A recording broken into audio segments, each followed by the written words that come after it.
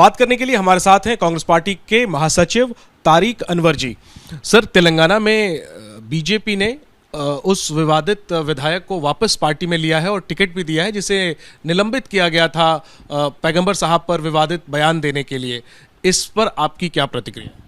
देखिए, ये बात तो हम लोग लगातार देख रहे हैं कि जो जितना ज़्यादा सांप्रदायिक भाषा का इस्तेमाल करता है उसको उतना ही बड़ा इनाम भारतीय जनता पार्टी से देर या सवेर दिया जाता है।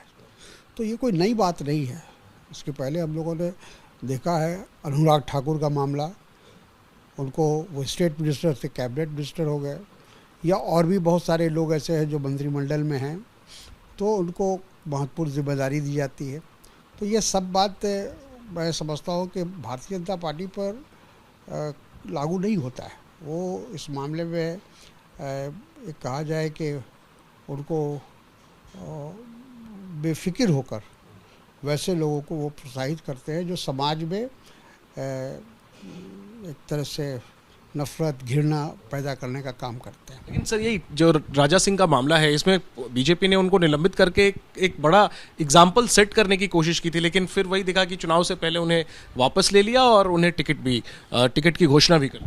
वही तो मैं कह रहा हूँ कि भारतीय जनता पार्टी की कथनी और करनी में बहुत अंतर है, और वो हमेशा ऐसा ही काम करते हैं, दिखाने के लिए। जैसे हाथी के दांत कुछ और होते हैं, खाने के लिए और होते हैं।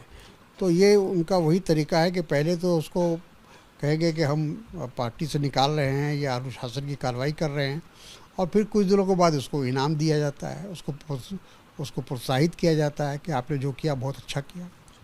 सर, उत्तर प्रदेश के वरिष्ठ नेता आजम खान, जिन्हें हाल में ही सज़ा हुई है फर्जी प्रमाण पत्र उनके बेटे से जुड़े हुए मामले में, उनका बयान सामने आया है और उन्होंने अपने इनकाउंटर की आशंका व्यक्त की है।